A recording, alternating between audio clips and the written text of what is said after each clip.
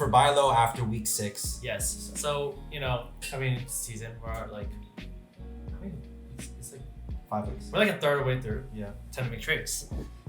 First buy low candidate that, we think is Tyler Lockett. DK Metcalf has been that name for the Seahawks. Everyone wants DK. DK has been getting the touchdowns. DK has been getting the yardage. Lockett has had only 4 points-ish average the past 2 weeks in non-PPR. Very low for a guy who is the number 1 receiver, in my opinion, the receiver 1.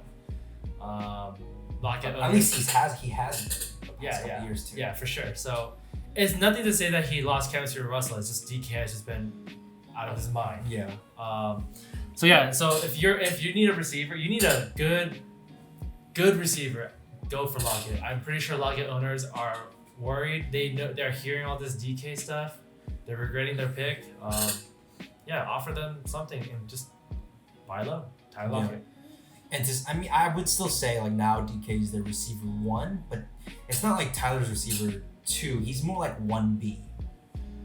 I guess if you put it that way, yeah. You know what I'm saying? Like they're not that far off because Lockett, and I read something like some guy said he's the most underrated receiver in the league. Lockett is such a good receiver. He's honestly like a mini, not even mini because they're both small, but he's like Tyreek Hill. He's fast. He's fast too, so just not as fast. But all right. Another buy low candidate, and I feel like this guy gets a lot of like we've been seeing in our comments is Julio Jones. Like everyone's like, should I trade him? Should I trade him? Look. He's Julio Jones. He's hurt. It is a scary injury. But, if you're struggling or even if you want to get that extra competitive edge, like, it doesn't hurt to go for Julio, especially this is probably the only time ever in fantasy football where he's going to be this low of a value. So he's worth the risk. It might not work out, but that's the whole point.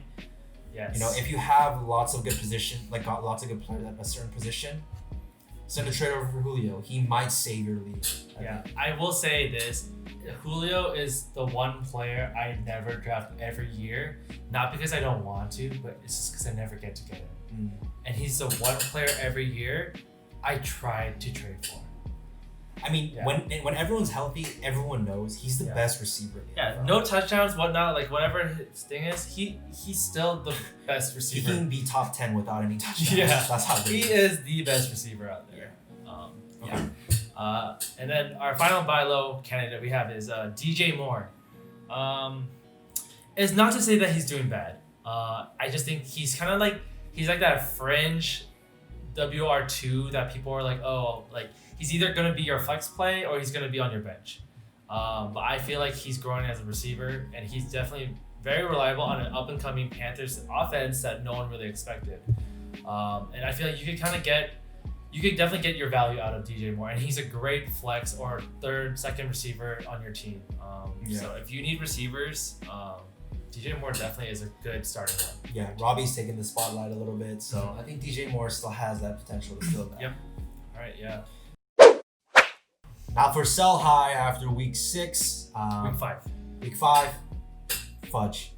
I'll start off. One player is Henderson.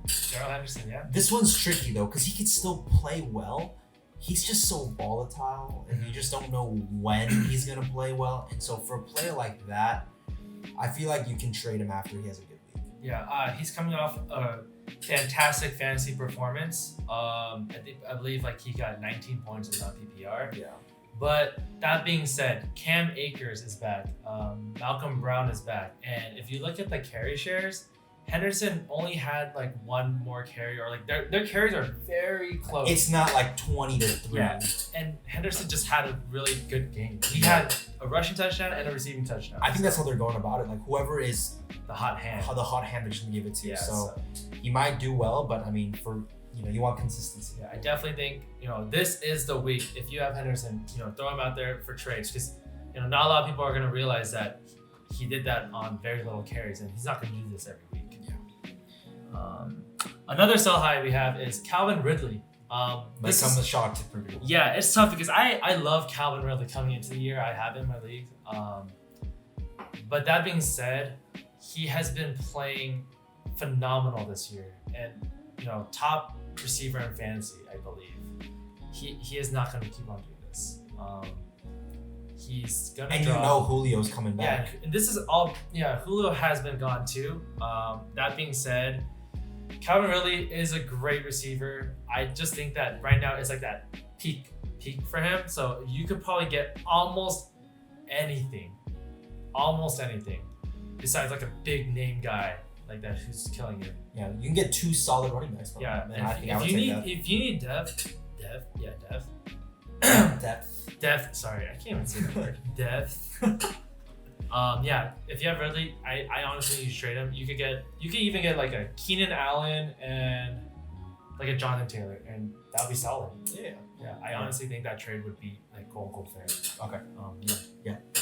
Last one for our sell highs is Mike Davis. This is another, it might come shock, but we know who's coming back. CMC's coming back. And even Mike Davis owners know that. So I feel like,